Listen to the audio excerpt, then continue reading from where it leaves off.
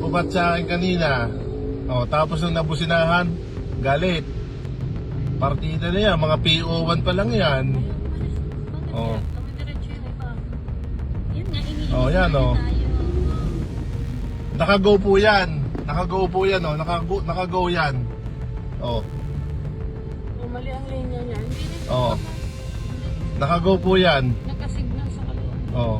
Nabusinahan kasi nangkat sila kanina.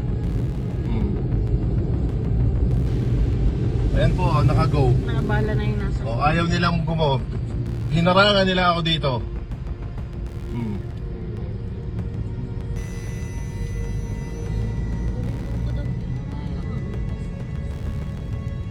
Ayan oh, yun. Oh. Oh, ayan, ang trabaho nila. Tingnan niyo po ang trabaho niyan. Kung kailan stop umalis. Kung kailan Viral sa social media ang isang police mobile na umano'y humarang sa isang motorista sa kahabaan ng Taft Avenue sa Maynila, malapit sa Philippine General Hospital, at agad itong nagdulot ng diskusyon tungkol sa disiplina at pananagutan ng ating mga pulis. Sa video na ini-upload ni James Dikin, makikitang nakaharang ang patrol car, kahit naka-green na ang traffic light, at saka lamang umandar ng mag-yellow na ito, na nagdulot ng pagkaantala at pagkairita sa motorista. Ayon sa caption, sinabihan ng motorista ang pulis matapos nitong mag-cut sa linya, muntik pa raw silang mabangga.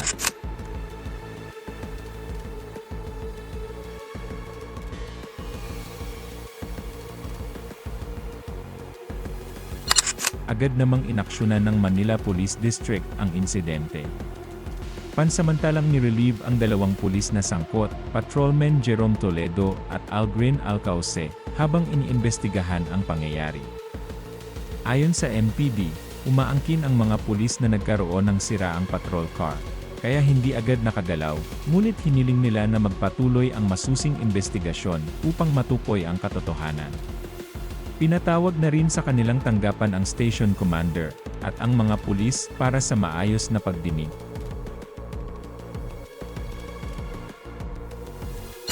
Dismaya naman ang Napolcom Vice Chair Ralph Calinisan sa pagsisinungaling ng dalawang pulis sa kanilang affidavit, kung saan sinabing may sira ang sasakyan. Ayon kay Calinisan, malinaw ang paglabag sa disiplina, at desidido siyang sampahan sila ng kasong administratibo.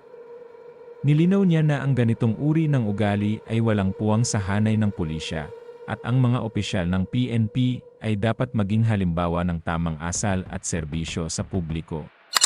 The reason I called for a press con was this guy lied to me. The guy to my right lied to me and said nasiraan sila sa Ermita. And I was extremely offended with that statement.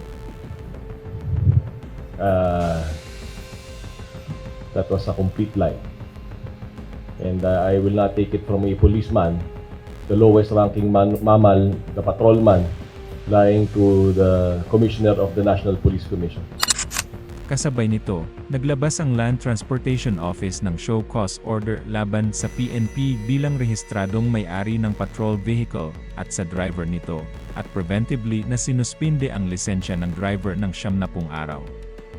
Ayon sa LTO, ang ginawa ng mga pulis ay nagdulot ng mapanganib na sitwasyon sa kalsada at labag sa regulasyon sa trapiko, at dapat ipakita ng mga otoridad ang tamang halimbawa sa ligtas na pagmamaneho.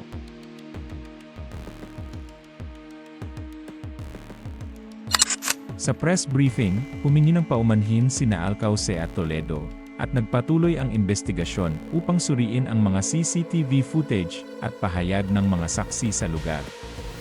Ayon sa MPD, bukas sila sa anumang puna ng publiko dahil bilang pulis, responsibilidad nilang protektahan at paglingkuran ang mamamayan.